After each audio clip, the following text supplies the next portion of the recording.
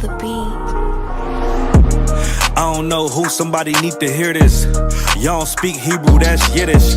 How the fuck you try to label us anti-Semitic? We the Israelites, blacks, native Hispanics. The Germans getting locked up for the Holocaust. Meanwhile, black people still up in the Holocaust. 100 million of us died in the transatlantic. 6 million died, y'all want the world to never forget it. You can never be a Jew, you a Ashkenaz. This ain't a star dum-dum, a gun that would die. Yeah, Yeezy told the truth and got ostracized. Not one person in the Bible had on a yarmulke. We was slaves in America like we was in Egypt. Y'all don't even fit the curses in the Torah neither. Y'all was blind to the truth, I had to make it clear. How Jerusalem, your land, your people came from Europe. That was 1947, your menorah got 9 sticks, it's really only 7. Yeah, it's us against the world, Armageddon. This what happened when you inherit lies from your ancestors. Y'all the synagogue of Satan with them black hats. Your whole nation sitting ducks, Aflacs. Bunch of thieves and culture vultures, ain't nothing kosher. To tell the truth, you vagabonds don't have a culture. Macedonia, Alexander and Philip, you a convert, so tell me, how the fuck is you Israel? That don't make you the people just cause you litter. Why my people can't hate your people like y'all hate Hitler? All the prophets was black and was called nigga. Y'all don't even fit the description that's in the scriptures. Abraham, all the way down to Jacob, we the real Jews. Y'all don't study Christ, y'all follow the Talmud.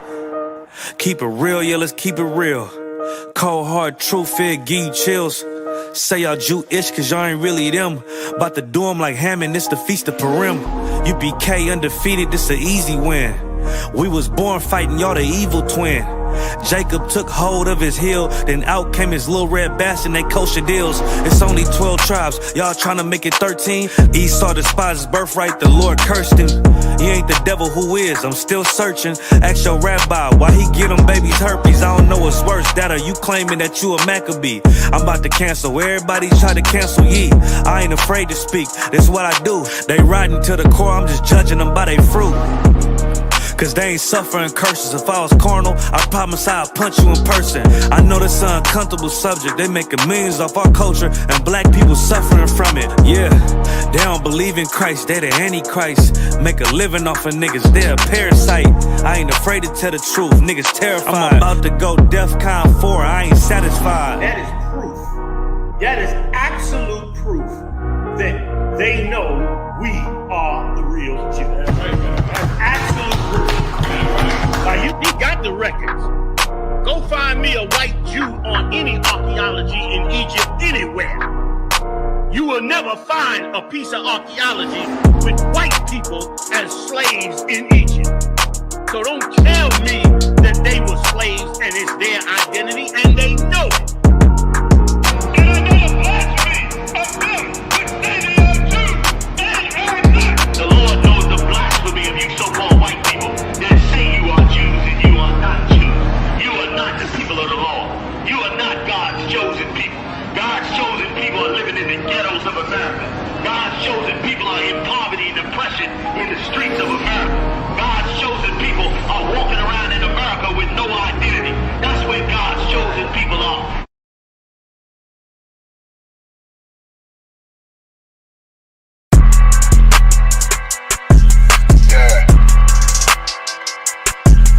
Yeah, you know what it is. 140 for the rapper, busy man, shit, nigga. They turn their head over, nigga. I pray where Eve did to Adam, I just pray my love don't lie to me. Swing the iron like Samson, I can't let no holder lie to me.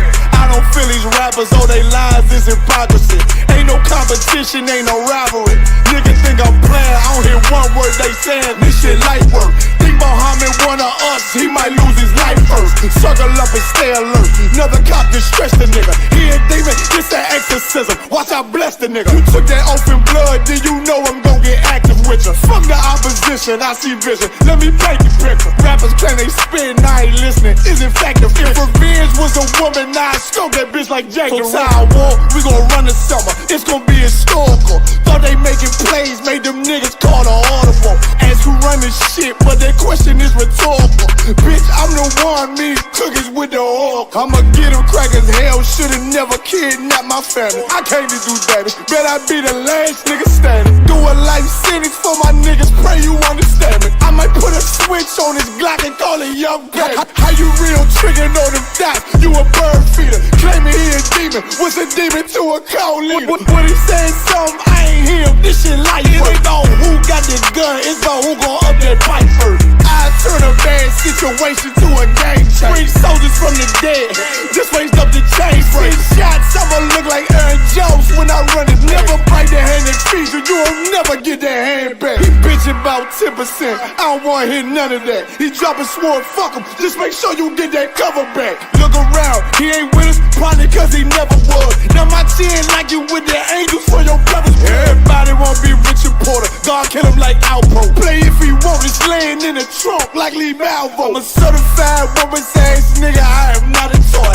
Hey, out with that hollow side, yeah, this the real McCoy. Feel like Gullah Jack when I'm in Fayetteville, you feel your boy. Still up on my brain, still I think that's all that I do. The way I get that boy lost, they gon' start to call him Elroy. Fuck his game, pop out on them demons like I'm Hellboy.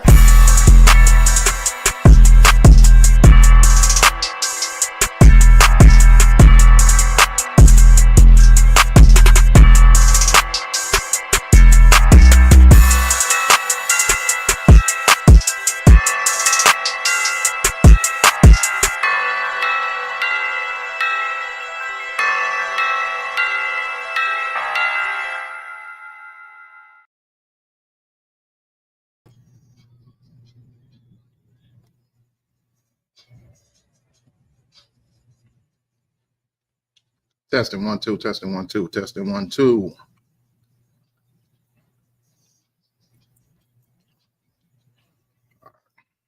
Most High in Christ. Get on. Most High hand.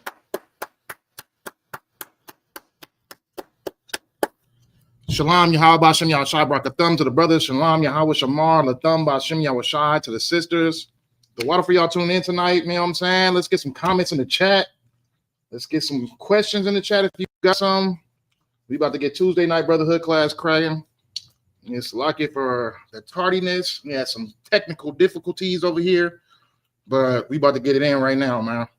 Most High in Christ. All right, so we got some good stuff going on tonight. All right. So before we get into the topic, Precinct Officer Lazar, he is on his way. He's en route. He should be here shortly. And what we're gonna talk about tonight is the new covenant, which is extremely important, right? Explaining the new covenant is extremely important because a lot of religious establishments, a lot of different fake Israelite groups and stuff like that, they obviously don't have an understanding of what the new covenant is. So we're going to get into the One West explanation of what the new covenant is, because a lot of people don't understand. It's obvious to our people today that they don't get what the new covenant is. Do y'all believe in Ammon? Do y'all believe Ammon and Moab Semitic? What do you mean by that? Did they come from Shem? Is what you're saying? What you mean by that question? Hey, Shalom of Christ. Who we got? Yakawam from Louisiana. Hey, Shalom of Christ. All right. So let's get this crying.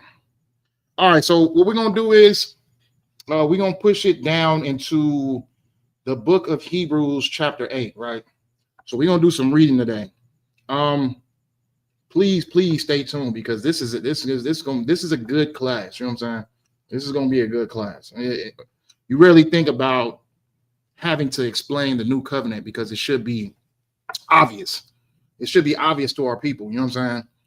It should be obvious to our people, but obviously it's not. You have Christian establishments that teach that the new covenant means that everybody is welcome and joined to God's promise. You have fake Israelites that saying that the new covenant is not even happening at this moment. You know what I mean? We gotta give our people the full understanding of what the new covenant is. You know what I mean? It's detrimental because obviously our people are unlearned and uneducated on what this is, right? So what do we got? We have if we reflect on to the old covenant, right? The days of Moses when we escaped out of Egyptian captivity, right? The Lord gave us a way out of Egyptian captivity. He rescued us from the captivity that our oppressors put us in. And not only were they have us in captivity. They were completely trying to wipe us off of the face of the earth. You know what I mean? So the Lord stepped in. He gave us salvation. He got us up out of that oppression through his plagues and through warfare. You know what I'm saying? And we made a promise. So like, let me go get that real quick.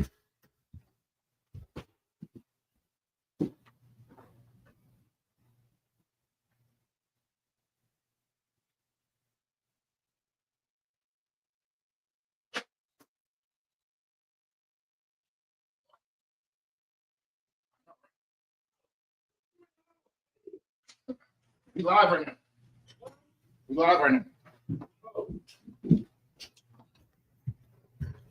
Spot. All right, we back. So where we leave off. Okay, so in the days of Moses, right? In the days of Moses, we were given salvation from that oppression that we were in the day in Egypt, right? So the Lord defeated our enemies. We got out, we escaped, and we made a promise to him. Now, if you can, whoever thinks that they know what the new covenant is, please put a comment in the chat.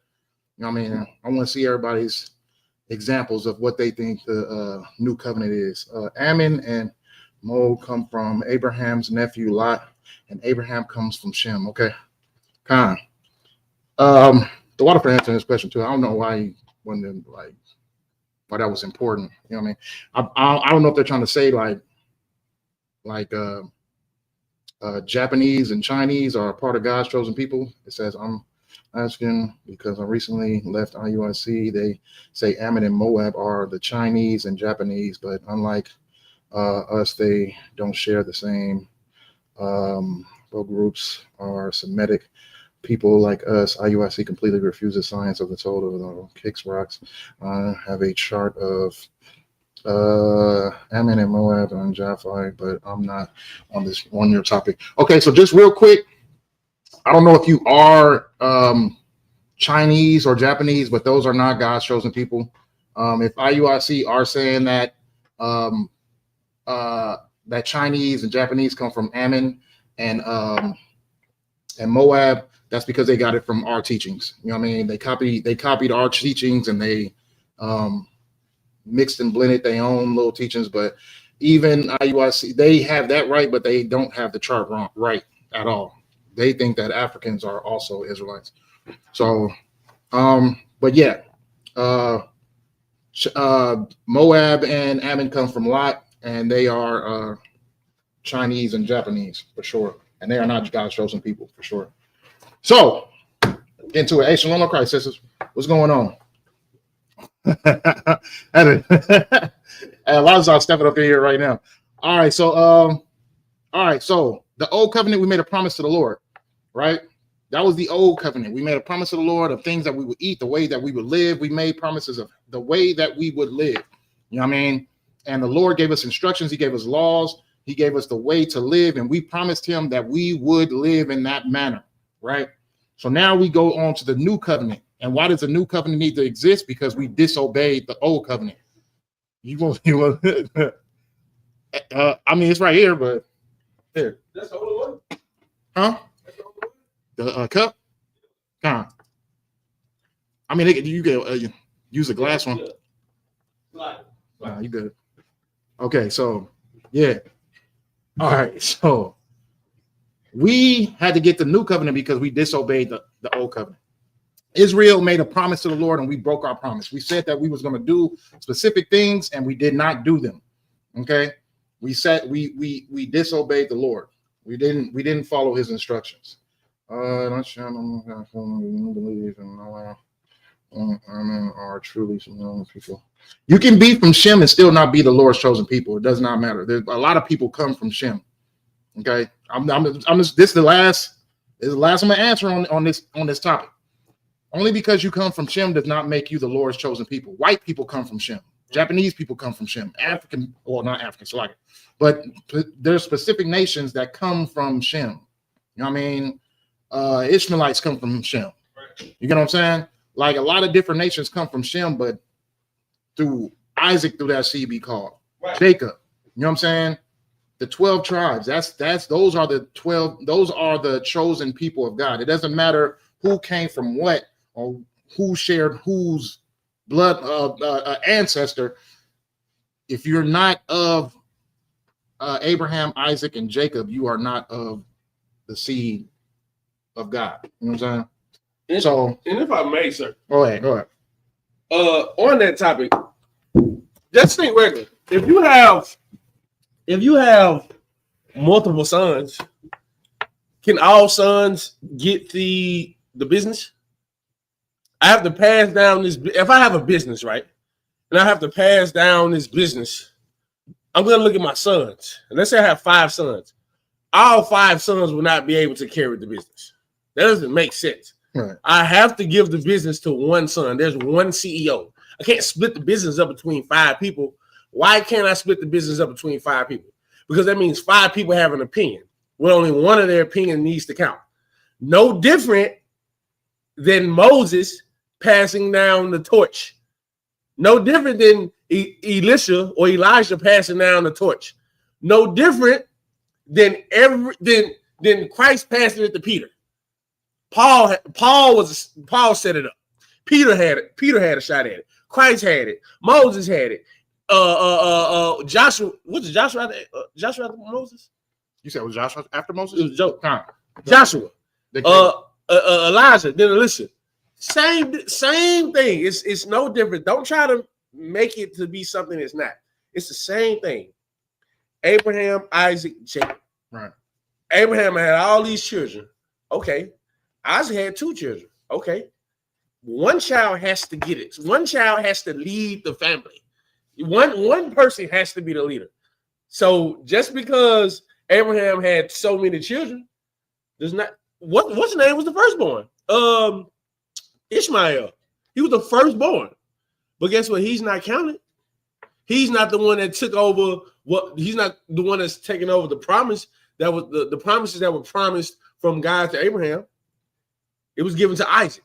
And from Isaac, Esau was the oldest. Right. And the Lord was like, I'm not going to give it to Esau. I'm going to give it to Jacob, who name was changed to Israel. Same thing over here. Same thing. So just because you're Shemitic, you're a Shemite, does not mean you're of Christ or you of God's chosen lineage. It's like it. All right. So yeah, just Kodash said it right. You know what I'm saying? Never follow a hypo group chart that is nonsense and Egyptology garbage. I think it means garbage. And colorism being an Israelite is a bloodline. Right. That's completely right. That's if you are not of Abraham, Isaac, and Jacob, you are not of the 12 tribes. You said something about the E1B1 DNA segment is the similar male hyper. Okay, so all in all, the Lord chooses nations. The Lord, he tells you who are going to be which nation. You know what I'm saying? Which people. So the Lord chose Israel to be his people. So that's pretty much all set in stone on that situation. I don't know if you're a Asian or a heathen, or you might be a brother. If you are a brother, you did one thing right. You left that IUIC and you came here to this church. Most definitely. No line of Christ if you did. But that's only if you are a brother. You know what I'm saying? But if you are battling because you are of a different nation, the Lord chose blacks and Hispanics and Native Americans to be his chosen people. So, which is probably what he's doing. Yeah. He's probably a heathen. And just like all heathens, you want the promise. Right. But you don't have the promise. And that's all right. But here's what I would tell you, heathen. Give all us your money. And here's why I tell you this. Give righteous men your money so they can turn your money into righteousness. Right. You're sick and tired. You know why so many people all want the promise from God? I'll tell you why. Because you see the people who rule the world now, and you know the world is nothing. It is trash. It is horrible. It is unrighteous. It is unfit for righteousness to reign in this place. And what you really want, you because you're really not a leader. What you really want, you just want to be place where you can kick back, relax, and there's no crime. There's no criminals. There's no worry about the ozone layer. There's no worry about what is it called when animals going extinct? Extinction. You don't have to put them in a habitat. Global warming. You're not global warming. You're not worried about you sit. I remember back in the day, you could just send a child outside and child be safe. You can't do that anymore. You're worried about those things, and you want a righteous planet. Well, here it goes right here. You know how I know this will become a righteous planet? Because in this room there are righteous men. In this school there are righteous men and there are righteous women. And guess what they are doing? They're creating righteous children. To be what? To be better than us. And those righteous children will run the world. That's what you want. And we're going to give you that. I digress. Speaking of promises, let's get back to the promise we were talking about, right? So the first promise that we was talking about was the first covenant, right? Israel made a promise to the Lord. Right. Let's get on topic. Okay? Israel made a promise to the Lord, and Israel promised the Lord that we would follow his instruction. Right. And we broke that. And the Lord divorced us, right? So the Lord divorced us because we did not withhold what we promised the Lord, right? We did not continue to, well, we did not stop the things that we told him we were going to stop, and we did not continue the things that we told him we would start doing. Right. Right. So Israel broken that promise. The Lord divorced us, but the Lord told us that he was going to make a new covenant. Now, I ain't see nothing in the chat on, what they think the new covenant is. So let's get into it. So we got the book of Hebrews chapter 8. I'm gonna just get to reading because I didn't mark no points. It's kind of just all. This is Hebrews 8 through 10 is all a structure of what the new covenant is. Right. You know what I mean? It's in detail of what telling you what the new covenant is in description. Now, how Christian churches can get this wrong, how fake Israelites can get this wrong, we don't know. But the map is right here in the Bible. It tells you and gives you instructions on exactly what it is. So let's just start from Hebrews 8. Let's just keep on reading until we got it. Let's try to get through it. This is the book of Hebrews chapter 8, verse 1. Now of the things which we have spoken, this is the sum. We have such an high priest who is set on the right hand of the throne of the majesty in the heavens. This is talking about Christ. Right. This is the high priest sitting next to who is the majesty in heaven, the Most High God. I don't see how they got that wrong, thinking that Christ was God. That's crazy. It's insane. But it's another one too on 8 and 8. But go ahead, keep going. Verse 2: a minister of the sanctuary and of the true tabernacle, which the Lord pitched, and not man. For every high priest is ordained to offer gifts and sacrifices. Wherefore it is of necessity that this man have somewhat also to offer. For if he were on earth, he should not be a priest, seeing that there are priests that offer gifts according to the law. Verse 5, who serve unto the example and shadow of heavenly things, as Moses was admonished of God when he was about to make the tabernacle. For see, saith he, that thou make all things according to the pattern showed to thee in the mount. Verse 6, but now have he obtained a more excellent ministry. I read it again. But now hath he obtained a more excellent ministry, by how much also he is the mediator of a better covenant, right, which was established upon better promises. Real quick, Trooper Halak, I am precinct officer, not the the water for precinct officer, not the Zav. I always thought I could rap, but but precinct officer, not the Zav, if you don't mind, my brother. So what we're getting here is that you still have to follow the law, right? It's just a new and better law. Go ahead. Verse 6, and if I may add, a more stricter law. Right. The reason why Christ made the law more strict. You think, and this is how you read the Bible. You read the Bible like, oh my God, it was so strict to Moses. Christ died, and now I can do whatever the hell I want because the law is more lax now. No, the law is more strict. Why? Because Christ is showing you how not to even have the law, have the sin even come in your mind. Right. He's showing you, you would think, here's the law. For example, if you assault a brother, that's breaking the law in the old covenant before Christ hit the scene. When Christ hit the scene, even hating him in your mind is breaking the law. Right.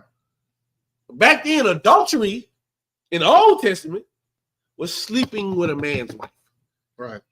That's adultery. That's the law. When Christ came on the scene, even thinking about it was breaking the law. He made it more strenuous. There's a new covenant. There's a new testimony. There's a New Testament. Christ made it sterner and stricter. But because you have this idea that Christ is soft, because you're not understanding that he's an austere man, your brain can't compete that he made it worse. Right. He made it hard. He made it harder. He made you think, damn, I can't even think about it. He said, hey, if you sleep with this man's woman, oh yeah, you're dying. Christ was like, don't even sit with her. That's before sleeping with her. It's more strenuous. It's harder. It's hard. It's hard. This is a New Testament. Christ is here to give you. Moses gave you the letter of the law, the strenuous of the law, the action of the law. Christ gave you the spirit of the law. The carnality of the law was given from Moses. Hey, this the law. If you break it, this is what happens. Christ gave you the spirit of the law on why not to even think about it or do it. It's like verse 7. I'll read verse 6 again if I may. But now, so like Hebrews 8 and 6. But now hath he obtained a more excellent ministry, by how much also he is the mediator of a better covenant, which was established upon better promises. For if that first covenant had been faultless, then should no place have been sought for the second. What are we talking about? You really should not have to even go any further, but because we have to, right? We will. Mm-hmm. But he's letting you know it was something wrong with the old law. Here's the old law. Here's the old covenant. I'll break it down. Let's say Natazak and I, we cool, but him and I know we about to go hit a lick. We not gonna not hit the lick. We know we finna go hit the lick. Why do we know we finna go hit this lick? Because all we got to do is go give the high priest a turtle dove. So before him and I go hit this lick, you got to think how niggas think, bro. You just really got to think how black people think. Think about not trying to get caught by the law. It's just basic common sense. If him and I finna go hit a lick, and I know the only way we can get out of punishment for this lick is by having a turtle dove, what am I going to talk to him about? Hey, you got your turtle dove? Yes, he got his turtle dove. He's going to be like, you got your turtle dove? Yeah, I have my turtle dove. Listen, he's not going to say, let's not go hit this lick. He's going to say, let's go hit this lick. We already got our turtle dove. That's black people. That is A1 Hispanic. That is A1 black people, bro. That was what we were doing, to the point where you knew you was going to commit a crime. You knew it. You said, I'm going to go commit this crime, but no worries. I know I got the high priest back there, and he's going to sacrifice this bullock for me. I know he's going to do it. Right. I know I'm going to go steal 10 bulls from this guy. Hopefully he doesn't find out, but I'm going to sacrifice this one bullock. That's what I'm going to do. Well, the new covenant is like, hey, you're not even going to think about it. You're not even going to, even if you think about it, you're wrong. That's the new covenant is giving you the why would you do that anyway? You and I, you hear it, you like, why would they do that? Because that's what black people do. That's what a sinner does. Right. A sinner is always looking for a reason out of his sin, or an excuse out of his sin, or a way to get out of his sin. A righteous man, a righteous woman won't even think about the sin. They would think about it and they would say, you know what? It ain't worth it. That ain't worth it. It's not worth it. Why did you do something? That's what you're going to get in counsel. You go to counsel. If you get caught for doing something, you're going to go to the counsel. They're going to ask you, why did you do it? And whatever answer you give is not going to be good enough anyway because you shouldn't have never done it. So, Right. In short, the Lord was very patient with us on the first covenant. right, And now he's not so patient with us anymore. right. Now you're going to be held accountable for the things you do. Right? Let's keep going. Verse 8. For finding fault with them, he saith, behold, the days come, saith the Lord, when I will make a new covenant with the house of Israel, with the house of Israel, Who? with the house of Israel, Well, and with the house of Judah. so this is already the ultimate Christian cut right here. The Lord is making a new covenant with who? The house of Israel and with the house of Judah. Now, where are we getting that the new covenant is allowing everybody in now? You know what I mean? The new covenant accepts all. Where are we getting that from? You know what I'm saying? This is the ultimate cut right here because no one can debunk this. This Right. The most they can tell you is that, oh, well, Israel is not just blood anymore. No. Israel is blood and spirit. Right. You get what I'm saying? So the Lord is saying that he's going to make a new covenant with the house of Israel. And mind you, this is just repeating Jeremiah, Ezekiel. 31. This is not the first, you know what I mean? Oh, yeah, well, I'm going to make a covenant with the house of Israel. This is a repeat of Jeremiah 30. Right. This is, was it 3 and 30? Thanks. 31. 3 and 15? No, 31? It's 31. Jeremiah Okay, 31. come on. Yeah, with the new stick. This is just a repeat. Yeah. You know what I mean? The prophets of the new always re-quoted the prophets of the old. You know what I'm saying? How do we know that? What were they going off of? They didn't make a. I think they, and this is how I know they don't understand. They think it's like another part, like another whole movie. Right. Like, dude, when the guys that we read the New Testament now, only thing they had to go off of was what? The Old Testament and the Apocrypha, which is the Old Testament. They didn't have nothing. You're going off the Old Testament and the New Testament, but you're really not going off the Old Testament. You're only going off the New Testament. And the reason why you don't understand the New Testament is because you don't what? Understand the Old Testament. It just makes perfect sense. It's somehow in your brain, you think it's just two different things. You're like, in the Old Testament, God was only talking to the Israelites. In the New Testament, he was talking to everybody. Well, you have to prove that, and you can't prove it. Right. Because all throughout the New Testament, it's only repeating what the Old Testament said. So like, but real quick, hey, Shalom Lord Christ out of one, Shalom Lord Christ, sisters, what's going on with the water for tuning in? Let's get this going. We gonna be here a little, you know what I mean? We gonna try to cut this at least by 9:20, but we gonna verse 9. Not according to the covenant that I made with their fathers in the day when I took them by the hand to lead them out of the land of Egypt, because they continue not in my covenant. So he's speaking to specific people, right? You can't try to disregard and just say that this is a spiritual Israelite, because he's speaking to who was being saved from Egypt. And if I may, the fathers. Their fathers. Literally, the only way you can be someone's father is through seed. It's through seed of copulation. Right. Yeah, I can't be your father. I don't even know what child you took on as from some others from some previous marriage of your woman or your husband, whatever. That's still bloodline wise. That's not it. That is bloodline wise. I know who my child is. Right. I know who my child is. Let's say you think the Lord is not doing that. The Lord's not playing stepfather. The Lord is not doing that. The Lord will not. He knows who his children are. He doesn't say my other children. Say these are my children. It's like it. He's speaking to specific people, but this is already in the debunction of the Christian version of what the new covenant is. Well, let's keep going. Because they continue not in my covenant, and I regarded them not, saith the Lord. Verse 10.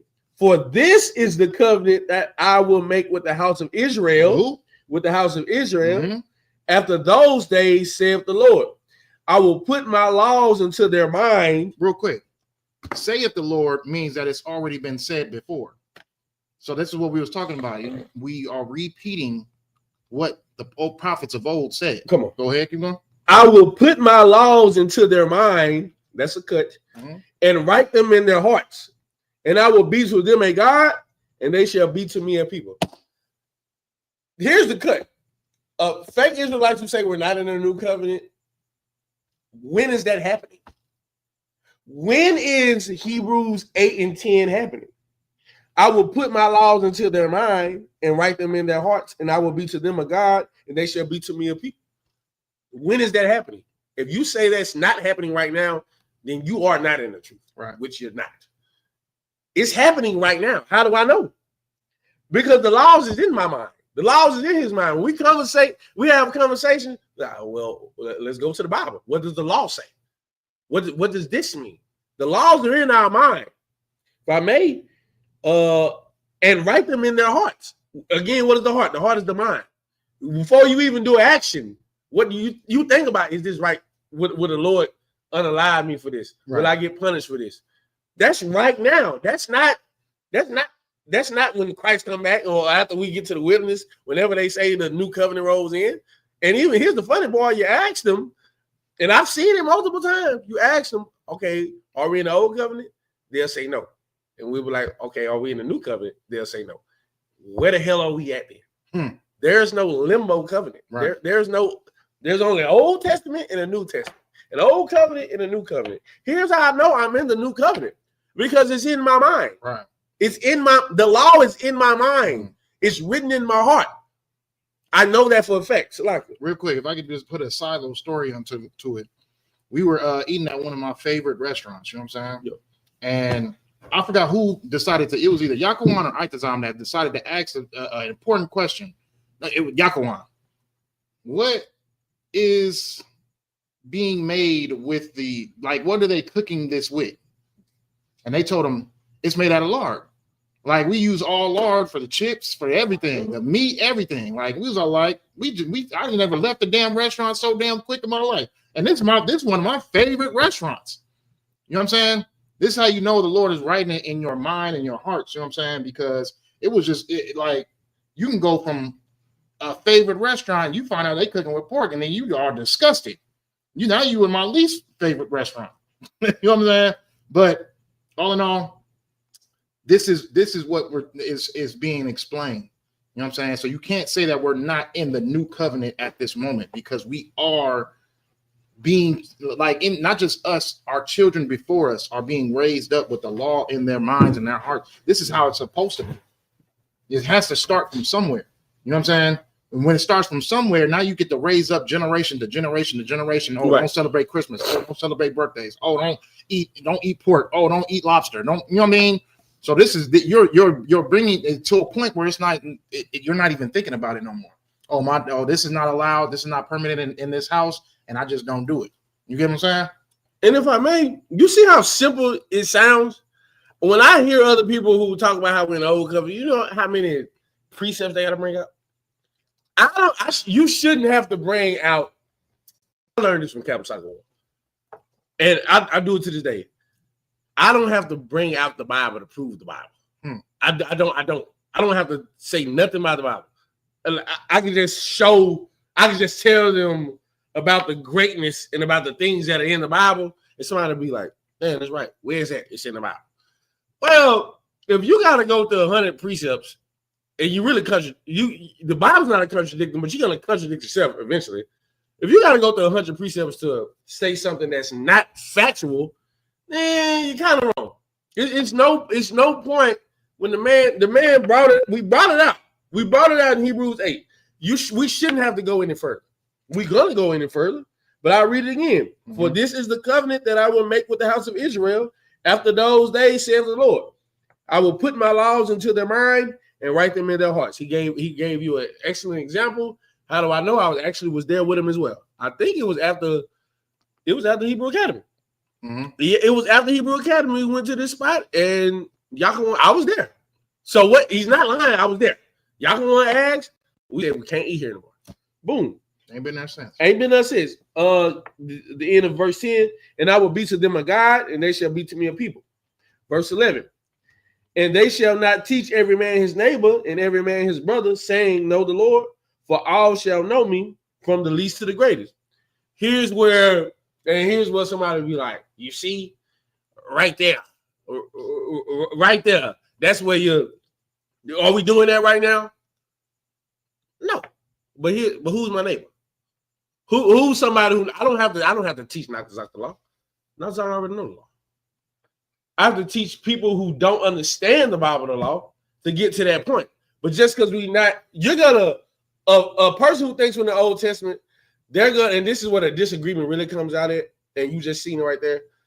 They're gonna bring out points where we're not at yet. And they're gonna say, because we're not there at this one scripture, we're not in the New Testament. We're not in the New Covenant. But still, if Christ said in Matthew, I think 26, maybe I think it's Matthew 26 and 28, or Mark 26, I think it's Matthew 26 and 28. If he said my blood was shed for the New Testament or the New Covenant, and we're agreeing in verse 10 that things are being said are going on right now, how are we not in the New Covenant? Wait. So you telling me that everybody in the book of Moses was not in the old covenant, because the Lord was saying that they was going to break the law and saying that he was going to remarry onto them. So that means that they weren't in the old covenant yet because they didn't break the law just yet. Which is crazy. That is a crazy cut. Because if I don't know if you understand what he's saying. He's stating the opposite of why they weren't in that covenant, if that's real. That's crazy. That is crazy. That's the disagreement. Honestly, the disagreement is they will find certain scriptures and say this hasn't happened yet, so we're not in a new covenant. But we would ask them, okay, are we still in the old covenant?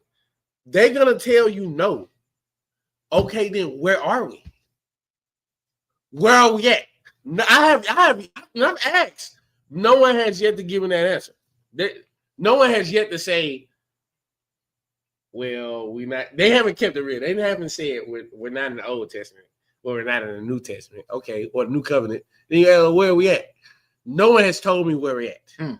So if I know and you know that we're not in the Old Covenant, where must we be at? Let's keep it going. Let's keep it going. We gonna try to get through this at least to 10. Verse it's important. It's very important. Then we finish all the way up because 9. Yeah, I mean, if y'all don't mind, like, you know what I'm saying. Verse 12. For I will be merciful to their unrighteousness, and their sins and their iniquities will I remember no more. Mm-hmm. In that he saith, Salakia. Then why did Christ die? Have you seen it in your life? You see how like it's irritating you as you keep going and explain it, because it's like for someone to sit there and tell us that we're not in the new cup, that means that that the Lord we ain't got a shot in the world. You have no shot. No shot. No. What's the point of starting a fake Israelite group if you are saying that there's no shot, regardless of what we do? Go ahead. For I will be merciful to their unrighteousness. Have you ever been unrighteousness? Have you ever been unrighteous? Yes. And their sins and their iniquities will I remember no more. That's the new covenant. All that's done away with. Become somebody new. Mm-hmm. Verse 13. In that he saith, a new covenant, he have made the first old. Now that which decayeth and waxeth old is ready to vanish away. Verse 9, Hebrews 9, verse 1. Then verily the first covenant had also ordinances of divine service in a worldly sanctuary. For there was a tabernacle made, the first, wherein was the candlestick and the table and the showbread, which is called the sanctuary. And after the second veil, the tabernacle, which is called the holiest of all, which had the golden censer and the ark of the covenant overlaid round about with gold, wherein was the golden pot that had manna, and Aaron's rod that budded, and the tables of the covenant. So we speaking about things that were in the Ark of the Covenant. You know what I'm saying? Like the Ark of the Covenant was the representation of us and our promise to the Lord. Right. All of the different, it's like a walking museum. Literally. we would travel with this thing, and it would be the representation of the culture of Israel. Right. You get what I'm saying? And why is the new covenant mentioning this? Is because the whole Bible is a culture to a people. It's all represented for a specific people. They're speaking about the things that happened or the things that we were doing within the Ark of the Covenant and how beautiful it was. Right. And yet we still did not keep that promise. We had everything that was belonged to us and that we can call our own, but we just couldn't stay faithful to it. The same way that we can have this beautiful truth and these beautiful teachings of the Bible, and people can take it and rip it apart and just make it their own. You know what I'm saying? Like, this is our culture. This is the way we live, and it's beautiful, and it's for us. But and yet we can find a way to dilute it. Go ahead. Verse 5. And over it the cherubims of glory, shadowing the mercy seat, of which we cannot now speak particularly. Now, when these things were thus ordained, the priest went always into the first tabernacle, accomplishing the service of God. But in verse 7, but into the second went the high priest alone once every year, not without blood, which he offered for himself and for the errors of the people. The Holy Spirit, this signifying that the way into the holiest of all was not yet made manifest, while as the first tabernacle was yet standing, which was a figure for the time then present, in which were offered both gifts and sacrifices, which we just brought out, that could not make him that did the service perfect as pertaining to the conscience. Verse 10, which stood only in meats and drinks and diverse washings and carnal ordinances imposed on them until the time of reformation. So you got to understand what the Bible is saying right now. This is so heavy.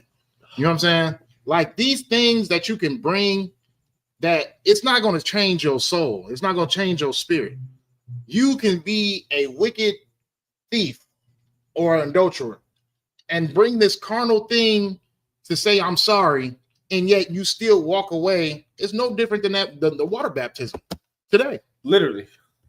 This is why Christ it was so important, because the things that we were doing didn't change us. And it's not saying that the law is not necessary. It's just saying that it wasn't perfect at the time. Right. Because we made it imperfect by our imperfectness. But go ahead. You don't understand why Christ came back. Right. Like, really think about, hey man, these are the laws of God. And I know you know God. I know you're scared of God. I know you understand God. Here's how I know you do. Because when y'all said y'all wanted to talk to God and he started throwing thunders and lightnings on the top of that mountain, you said, oh no, Moses, you go deal with it. You knew God was real. You understood it. Yet you still broke the laws that he gave you. You know why? Because it wasn't enough. I tell you, let's just be, again, I like to keep everything discreet. Simple, really. Look, punishment of the law does not stop breaking of the law. I say it again. Punishment of the law does not stop breaking of the law, right? Here's how I know. Here's how you know.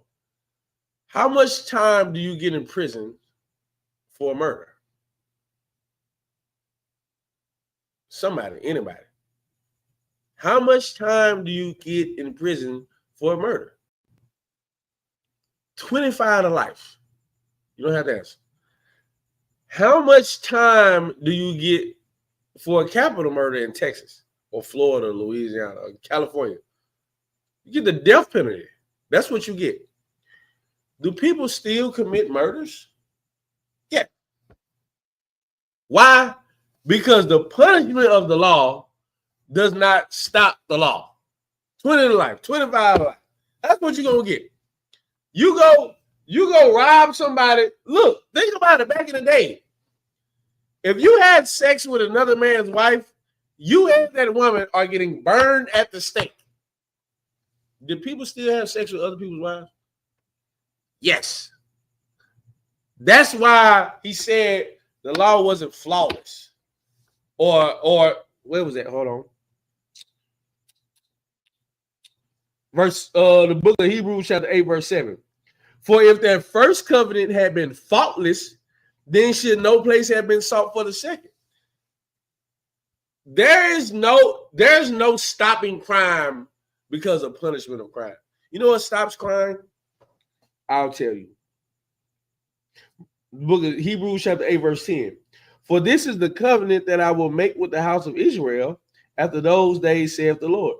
I will put my laws into their mind and write them in their hearts. And I will be to them a God, and they shall be to me a people. How does that happen? How does the Lord write his laws in our mind and in our hearts? How do we become a people to him and he's a God to us? Here's how. By somebody who never did anything wrong, who never committed a crime in his life, dying for you. That is how. That is, once you understand that, then you understand the new covenant. But most people don't understand it. What is this guy talking about? Is he talking about anything? I read it. I mean, he's confused because he thinks that because certain pioneers had women from different nationalities that it means something. Like he thinks that genetics blend in when the man and the women together, but that's an unlearned person. Dion R. Dawson, you are a very unlearned person. You don't understand the Bible. That's fine. Tune into class. You're gonna get the milk because you need milk. That's what you need. You know what I mean? You talking as if you got the meat, but hold on. What did he say? Like you need milk. What he's saying is that Moses had an Egyptian woman. Okay. Certain people had Ruth was a Moabite, which is not true. That is false. Just a whole bunch of different things that don't matter because he thinks that if a black man and a white woman come together, then that's a mixed baby. It's no longer a black baby. But not understanding that the seed is what makes the child. That's what makes it the nationality. Hey, you know what I wanted to hit on with earlier? Let me bring out real quick. This is what I want to hit with earlier. Hey, real quick. Because I already told you I wasn't gonna entertain you and stuff no more. But Dion, you in the chat, you know what I mean? Hey, we preach to God. We got to hit every point because there's somebody probably reading what you said and think, oh, they ain't answered it. Right? Yeah, you very unlearned for sure. 1 Timothy 1 and 4. I'll start at 1 and 3. The book of 1 Timothy chapter 1 verse 3. As I besought thee to abide still at Ephesus when I went into Macedonia, that thou mightest charge some that they teach no other doctrine. Verse 4. Neither give heed to fables and endless genealogies, which minister questions, rather than godly edifying, which is in faith, so do. What tends to happen? Fake Israelites do this all the time. People who want to be Israelites are not Israelites. They do this all the time. They want to bring up G1N1 or whatever the hell. I don't know what that is. They want to bring up DNA. They want to bring up, well, he got a white wife. Well, he got an African wife. Yeah, you're clearly unlearned. You don't understand anything. And this is why you should come to class. Don't just tune in the class one time and be like, I don't agree with them. Ask questions. We're going to answer any question you got. That's my job. Here's my job. My job is to teach you. My job is to show you don't know nothing about God. That's my job. My job is to teach you about God. You know what his job is to do? To teach me to teach you about God. That's what happens. He's going to teach me everything he knows. So when you ask questions like that, I can cut you because you don't know God. I'm going to be real with you. I'm going to be so 100. I don't even care about the precepts. I learned that from Jeremiah. I really don't. I only go to precepts. I only learn precepts. I only really learn the Bible just to cut you. Mm-hmm. Here's why I don't care. Because I know there's something above precepts in this Bible that lets me know where I am, and where I am is the truth. Brotherhood. I don't care what you're talking about. Rank order structure brotherhood. That is in this school. I don't care what you're talking about. You don't know what you're talking about. You're just saying a bunch of jibber jabber. Look, if you don't agree with us, fine. Go teach your own class. Go build up your own school. You can call it 2 East for all I give a damn. 2 East. I don't care. I can tell you this. If you are Israelite, you better come up in here. If you're not Israelite, give us all your money so we can make your life better. So like it. The book of Hebrews, chapter 9, verse 11. So now we're in the point where we're talking about the imperfectness of the first law. Right. And why it isn't relevant to this day. You know what I'm saying? Like Hebrews 8-10, I'm telling you, you got to get into it. Go ahead, keep going. The book of Hebrews, chapter 9, verse 11. But Christ being come and high priest of good things to come, by a greater and more perfect tabernacle, not made with hands, that is to say, not of this building, verse 12, neither by the blood of goats and calves, but by his own blood, he entered in once into the holy place, having obtained eternal redemption for us. Verse 13, for if the blood of bulls and of goats, remind you, we brought this out earlier, him and I go hit a lick, and we got a goat and we got a bullet, and they gonna sacrifice it. What's the point? We still gonna go hit another lick because we know that this is remission of sin. You don't give a damn about no bullet and no goat. Come on. For if the blood of bulls and of goats and the ashes of an heifer sprinkling the unclean sanctified to the purifying of the flesh, how much more shall the blood of Christ, who through the eternal Spirit offered himself without spot to God, purge your conscience from dead works to serve the living God. So, like it, if I may, I'll read that again. The book of Hebrews, chapter 9, verse 14. You see what? Like, I'm telling y'all, this is a heavy class today. Like, please.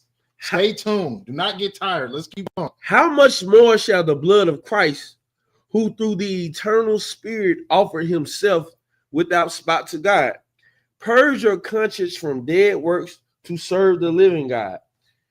I asked you earlier, how does someone not want to sin? What? If there has to be an action in your life that makes you not want to sin. There has to be something that you saw that made you not want to sin. Let me go back to Hebrews 8:10. For this is the covenant that I will make with the house of Israel after those days, saith the Lord. I will put my laws into their mind and write them in their hearts, and I will be to them a God, and they shall be to me a people. How does that happen? Go back to Hebrews 9. Where was I at? Verse 14. How much more shall the blood of Christ, who through the eternal Spirit offered himself without spot to God, purge your conscience from dead works to serve the living God? The only way I want to serve the living God, truly serve him, because I know Christ died. That's it. A man without blemish, a man without spots, a man who never did nothing. You can't imagine that, man, seeing your brother who ain't never done a thing, and you know you wicked as hell. Man, the people said Barnabas is a known murderer. Barnabas was a known murderer. Everybody in the Sanhedrin knew that Barnabas was a murderer. Everybody out there knew it. The jury, everybody knew this man's a murderer. They was like, "Go kill that man." If you got any type of conscience, any type of heart, any type of mind, any type of empathy or sympathy, you say, this man died for no reason. I need to live for him. I need to live correctly. That is how you get Hebrews 8:10 from Hebrews 9:14 or 9:14. So I digress. That's great. Now let's keep going. Verse 15. And for this cause, for what cause? This cause. What was the cause? Him dying. Him dying for you. Don't think magical. Think you. And for this cause, think about all the wicked shit you done did, Salaki. You wicked as hell. You know what you done did in this world, because I know what I done did. For this cause, he is the mediator of the New Testament, that by means of death, for the redemption of the transgressions that were under the first testament, they which are called might receive the promise of eternal inheritance. How do I get the call of eternal inheritance without him dying? That's the new covenant. Right. The new covenant saying, you know what? I was done with y'all, but I'm not done with y'all. I'll bring y'all back. That's the new covenant. I don't know what. We almost there. Keep moving. Keep moving. Verse 16. For where a testament is, there must also of necessity be the death of the testator. Mm-hmm. For a testament is a force after men are dead. For a testament is what? Is a force after men are dead. Mm-hmm. Otherwise, it is of no strength at all while the testator liveth. It's no point. You won't even. He's living. Who gives a damn? Something has to die. Because evil is walking around this earth, something has to die. This time, not no bullet, not no dove, not no goat, not no sheep. Mm-hmm. The best person ever has to die. You get the coordinates of the Lord and how he constructs things. Like, you know what I'm saying? Like, it's crazy. Dude, I'm gonna kill him, so I'm gonna kill none of y'all.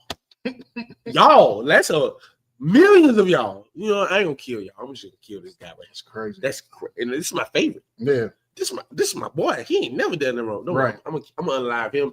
I'll let y'all live the remissions. So like you. Mm-hmm. Verse 18. Whereupon neither the first testament was dedicated without blood. For when Moses had spoken every precept to all the people according to the law, he took the blood of calves and of goats with water and scarlet wool and hyssop and sprinkled both the book and all the people, saying, this is the blood of the testament which God hath enjoined unto you. Moreover, he sprinkled with blood both the tabernacle and all the vessels of the ministry. And almost all things are by the law purged with blood. And without shedding of blood is no remission. Meaning, if you sin, but blood is not shed, you're not cleared of that. You're not cleared of that. The Lord wanted you to not sin. That's why what? Psalms 50? Oh.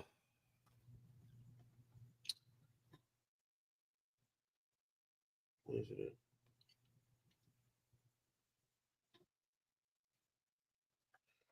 at? Oh, the library. Is it Psalms 50? What he's finding that? What he's saying is that this is the importance of why you shouldn't sin, because blood needs to be shed for the sins that you commit. Because not only within sin are you harming a brother, but you're also harming yourself. And these should be the most important things to you. You know what I'm saying? Yourself and your brothers amongst you. Those should be the most important things. And God should be the most important thing to you. And if God is telling you not to do these things, this is why he's saying not do them, because this is the accountability that comes with not caring about yourself and not caring about your brothers. Right. Blood will be shed. I mean, look at us today. We're today. Dying at a rapid level because we are living in sin. You see, what was it? Dang, it was just another story with a child. You know what I'm saying? I forget what the story was. I just seen it, but you got to understand, we should not be dying at a young age. We should not be dying at such a rapid rate. We should be living. Right. And the only way that we should be living is by following the law. When you follow the law, there is no blood that's being shed. If I may, Baruch 4.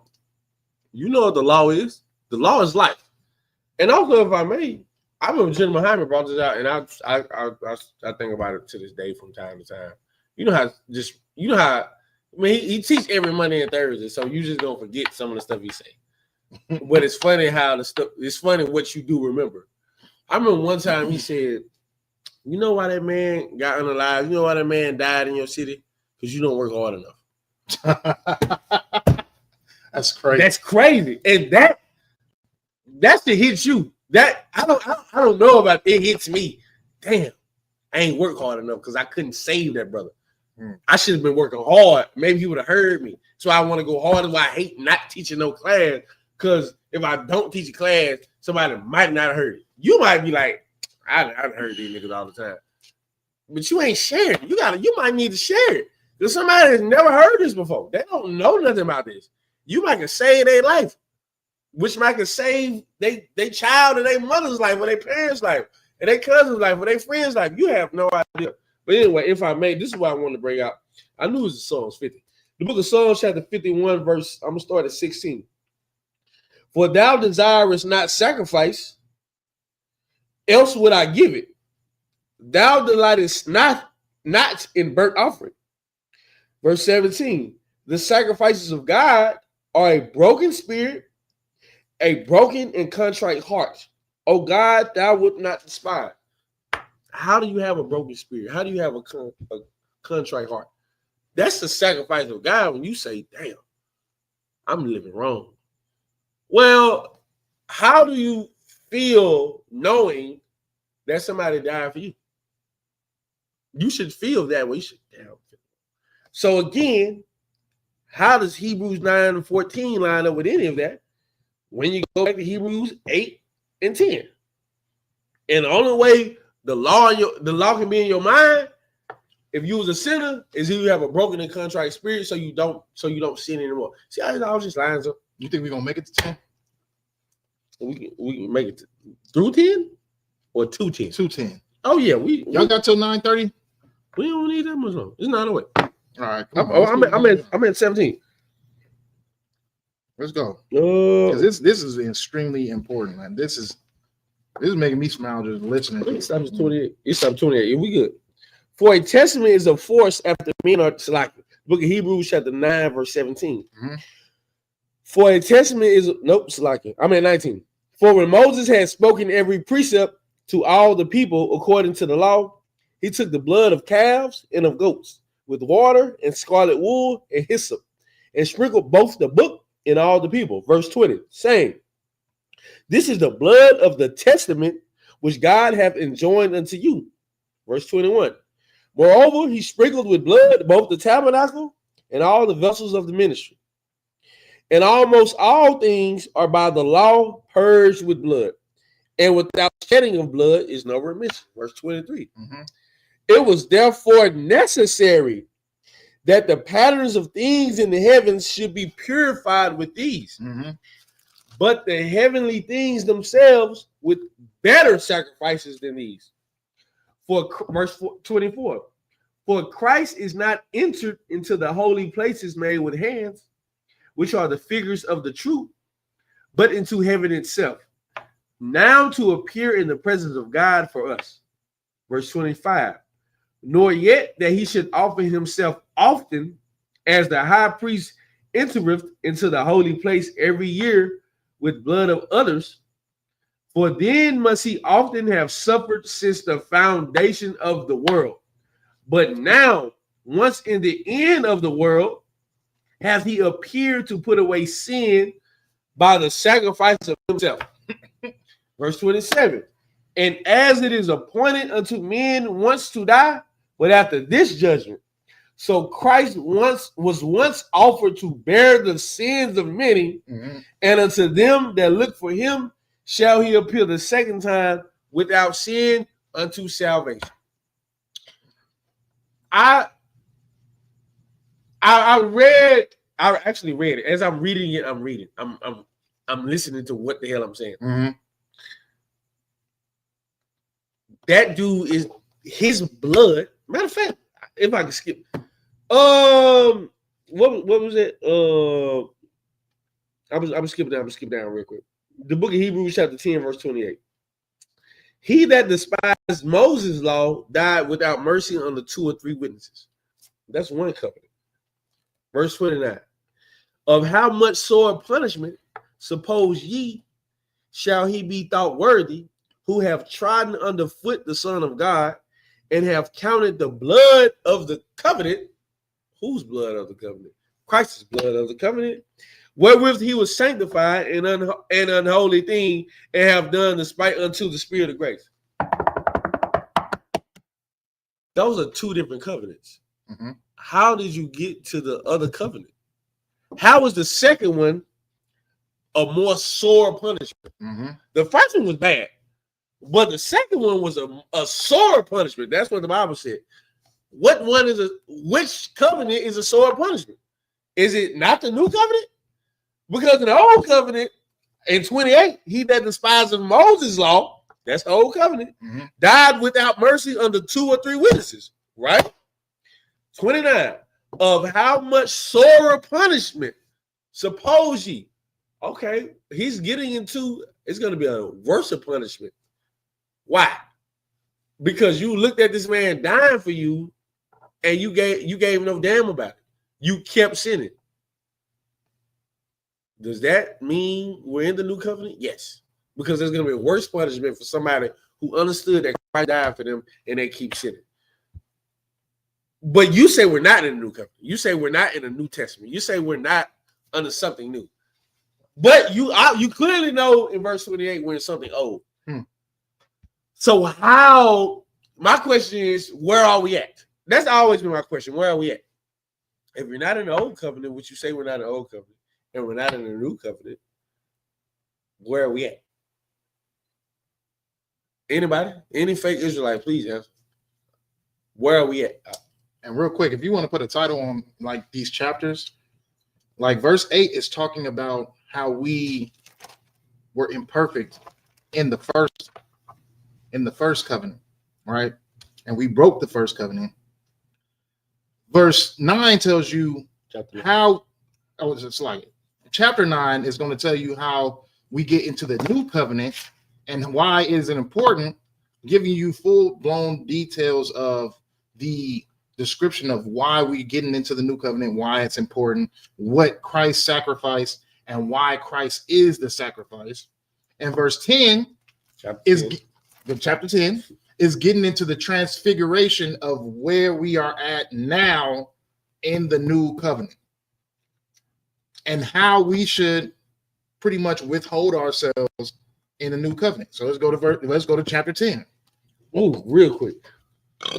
The book of Hebrews chapter 10, verse 1. For the law having a shadow of good things to come, and not the very image of the things. Oh, it's letting you know, hey, that was a shadow of it. It wasn't the actual thing. It wasn't the actual new covenant. It was the old covenant. For the law having a shadow of good things to come, and not the very image of the things, can never with those sacrifices which they offered year by year, continually make the comers thereunto perfect. Meaning, the high priest sacrificed once a year. He did a remission of sins once a year. Just think like the Day of Atonement once a year. But he did a sacrifice once a year, not only for him, not only for the people, but also for himself. Verse 2. For then would they not have ceased to be offered, because that the worshipers once purged should have had no more conscience of sin. It's the same thing. Think about the Day of Atonement now, right? You atone for your sins, and you're like, damn, I sinned this. Okay. You committed a bunch of sins throughout the year, but you know that this high priest is going to sacrifice a bullock or whatever, a lamb, a he-goat, whatever, for your sins. You get to the point where you want to be like, he shouldn't have to sacrifice nothing for my sins. The Day of Atonement, you should think like, I haven't done much sinning this year. Your sins should be going down and down and down and down to the point that you're what? Anybody? I know you're not going to say it. Perfect. That's what the Lord wants for you. He wants you to become perfect. The only way you become perfect is a broken and contrite spirit. He's saying right here in the book of Hebrews chapter 10, there's no conscience of sins because you knew you were going to get away with it by the high priest sacrificing a damn lamb for you. Verse 3. But in those sacrifices, there is a remembrance again made of sins every year. Meaning, you know you were sinning all year. Verse 4.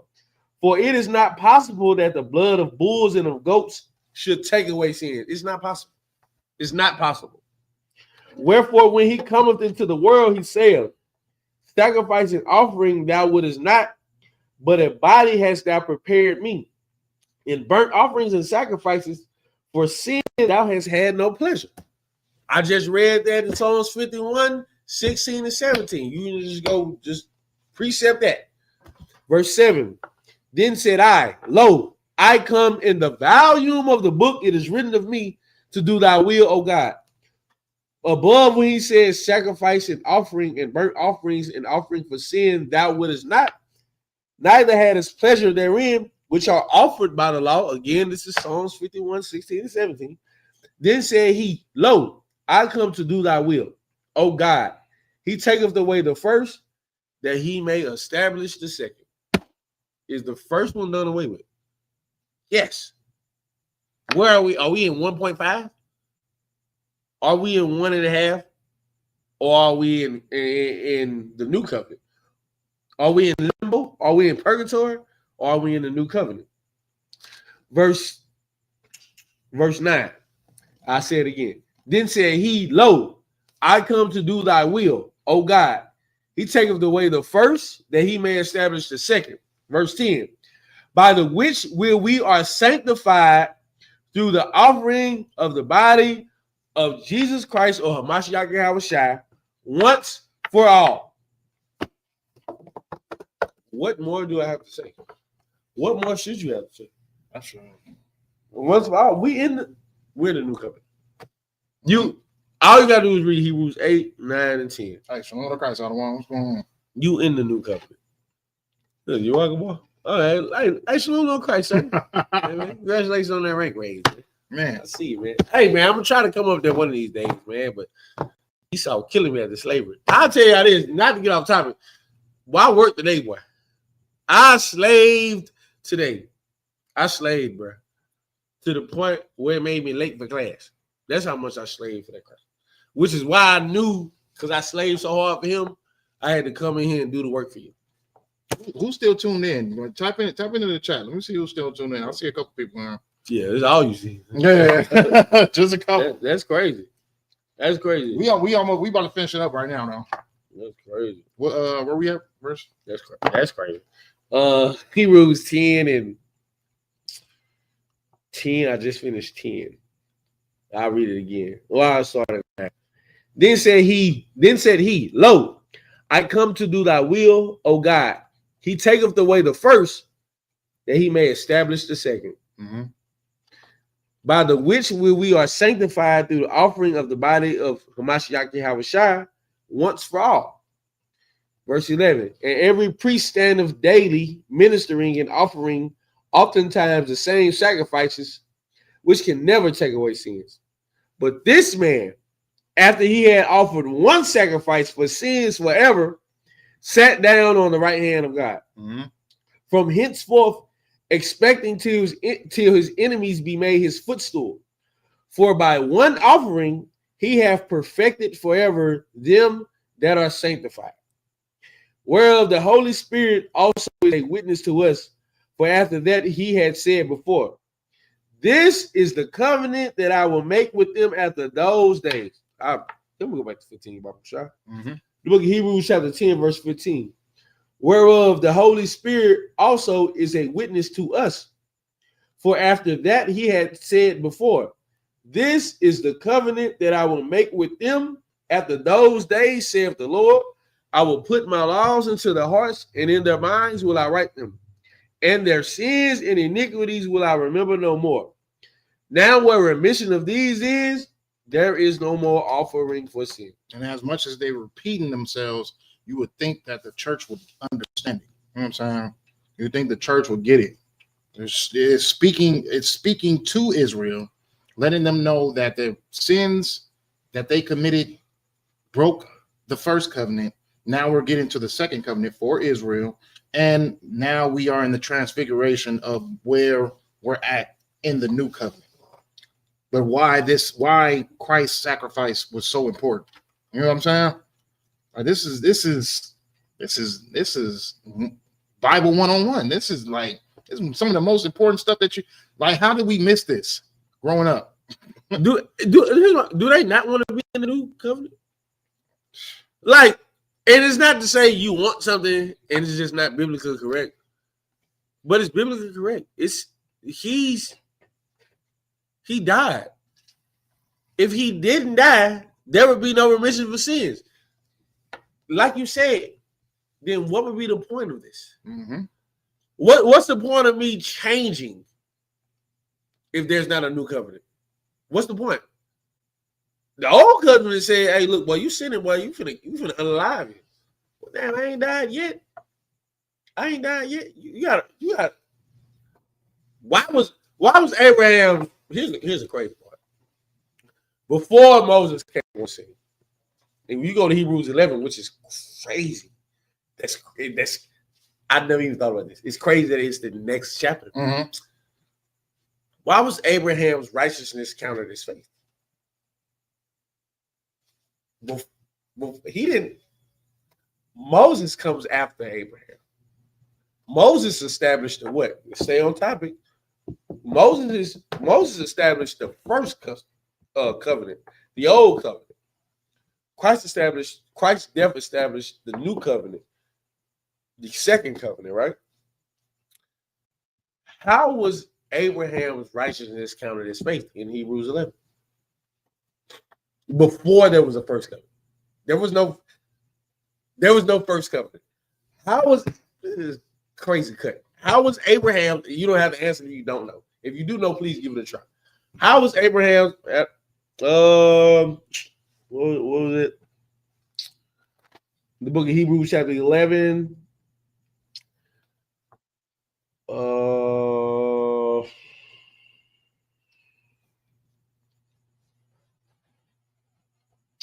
Where am I? I'm looking for it. I can't find it more. I ain't crazy though. How was Abraham's faith counted as righteousness? I would really like to know, because there was no covenant when Abraham was walking. If we know that, right? There was no covenant. The first covenant, the old covenant, was with Moses. The second covenant was once Christ died. How was Abraham's faith counted as righteousness? I'll tell you why. The same way your faith is counted as righteousness.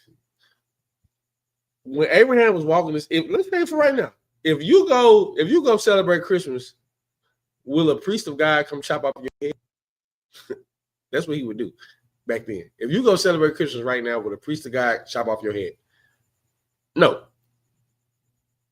The same way your faith is counted as righteousness is the same way Abraham's faith was counted as righteousness without a covenant. There was no law. There was no law when Abraham was walking around. Same way now. Abraham, in his mind, in his heart, knew I should just obey God. That's the same thing you do now. There's no reason to disobey God. There's no reason at all. That's why your faith is counted as righteousness as well. So how can somebody say, if Abraham was walking around during Moses' time, nothing would happen to him. But if Abraham was walking, he sinned, then something would have happened to him. Unless he sacrificed a bull or a dove, right? Okay. Well, at the same point now, you've committed a sin. You've been committing sins your whole life before you found the truth. Did you have to sacrifice a bull? No. If you did, then you would be what? Under the old law. And you fake Israelites who are sinning right now, I guarantee you're not sacrificing a turtle dove or a bull. None of that. So you can't tell me you're still in the old covenant, but you're not in the new covenant. I don't know what to say. With that, I'm gonna say this, okay? So I mean, do for the sake of time, you know what I mean? If you read this. That's crazy. You know what I'm saying? Read this. We're not gonna make it to the end, but the rest of this chapter is talking about what you do after you know now that you are in the new covenant. If you decide that you want to disobey and still within the new covenant, Christ's sacrifice means nothing. Nothing. It means absolutely nothing to you. You know what I'm saying?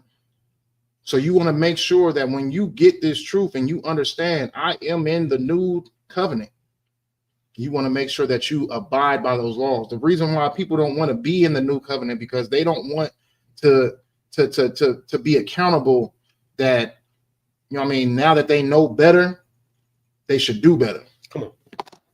They want other things to transpire so they can be forgiven for the wickedness that they're dealing with. But at the end of the day, Christ already made the ultimate sacrifice. Now it's up to you to make the ultimate sacrifice on living right and doing right. Now, what is the new covenant? What is the new covenant? This is heavy work right here. And I love this shit. Like, I love it. You know what I'm saying? I love it. I love it. So what is the new covenant? The first covenant was the promise that we made to the Most High. That's the first covenant. In the days of Moses, we made a promise to the Most High.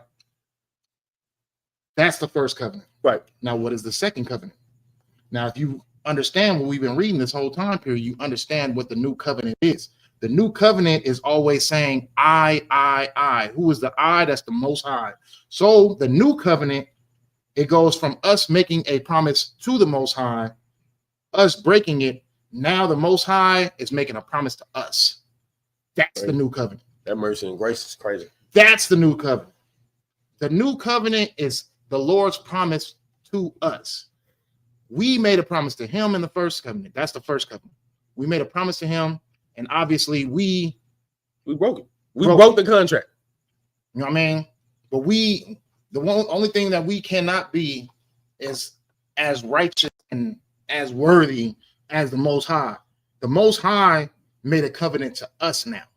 Now he's promising us that if you do this and you do this, I'm going to bring you, matter of fact, not even if you do this. His covenant is that I'm going to bring you a sacrifice. I'm going to bring you a lamb. You've been bringing me lambs and all that stuff like that, and you ain't been keeping to your word. Now I'm going to bring you a lamb, right? A perfect lamb without blemish, and I'm going to sacrifice that lamb. And not only am I going to sacrifice that lamb, I'm going to have that lamb rule over you, and you will be dictated and you will be ruled by this lamb. But I'm going to slay this lamb to show you the ultimate sacrifice. I'm going to show you how great I am. You know what I'm saying? I'm going to slay this lamb to not slay you. Right. They were slaying you back then. He's like, man, that ain't work. That's not working. Literally, it was not faultless. It was not working. I brought it out. I'm going to go hit this lick. I'm going to hit this lick because it don't matter because I'm going to sacrifice this bull. I was like, you're not going to hit this lick because I'm going to sacrifice my favorite. That's it. You ain't got to go. You're not going to hit this lick because you're going to see this. You're going to see this person. You're going to see something that resembles you. You don't give a damn about no dog, man. You don't care about no goat. You don't give a damn about no bull, man. You don't give a damn about no sheep, no turtle dove. It's whatever. You're going to give a damn about this person, this brother that gave you so much hope. I'm going to unalive him for you. Check out the differences between that's crazy. The first covenant and this is crazy. That's crazy. The first covenant, we made the promise, we broke it.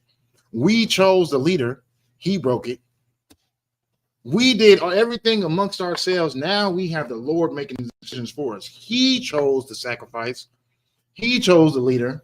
Now we are going to formulate in perfect order because the Lord said, I'm going to intervene and I'll be the one who dictates and makes this thing happen. So now we're going to have Christ. You know what I mean? Christ already made the sacrifice. That's done. We are in the new covenant. Now we have to withhold the new covenant. Now we have to make sure that this law is appointed and built in our minds and hearts as we grow older, from generation to generation to generation. That's our job. We are living in the new covenant. The new covenant is the Lord's promise. To say that the new covenant is not right now is to say that the Lord didn't promise us anything. because that's what the new covenant is. That's the Lord's promise. So we have to understand we went from our promise to the Lord's promise, and the Lord don't break his promises. We do. My question is, where are we at? If we're not in the old covenant, which they say they agree, they say we're not in the old covenant. They say we're not in the new covenant. Where are we at? Whose promises are we living under right now? America's? I don't know what's going on, fake Israelite. Hey man, let me tell you, hey, stop being a fake Israelite, man. Hey. Hey, you know what's funny? Me and Top One was on the phone earlier, and he was like, we can actually call people fake Israelites. They cannot call us fake Israelites. Heck no. You can't be like, where y'all fake Israelites? You can't say that. And you know you can't. So you should. All they can say is that, oh, you guys aren't the home of the truth. That's all you say. We are the home of the truth. Hey, Most High We're Christ. fake Israelites. We got Lord answer that one too. That's funny. Hey, Hebrews 8-10. You want to understand the new covenant, you read through that. You want to understand the importance of Christ's sacrifice, you read through that. Man, do your studying, man. You only get this understanding right here in the Isupk under Commander Junior Honda. You know what I'm saying? The water from Commander Junior Honda for, you know what I mean, holding this truth so we can be able to keep this truth going. You know what I mean? As you got these different religious establishments trying to deteriorate, you know what I mean, this promise that the Lord has given us. You know what I mean? The Lord promised us that he was going to give us something, and he gave us a sacrificial lamb. He gave us a leader, and he's about to give us the kingdom in a minute. You know what I'm saying? That's it, boy. Take heed to that. That's what the new covenant is. That's the Lord's promise. That's what the new covenant is the Lord's promise. The water for y'all tuning in. Tuesday night brotherhood class. We're going to catch y'all next week, man. Priest and also a lot desire, you know what I'm saying? Hey, water for y'all tuning in. The water for y'all in the chat. That's all right.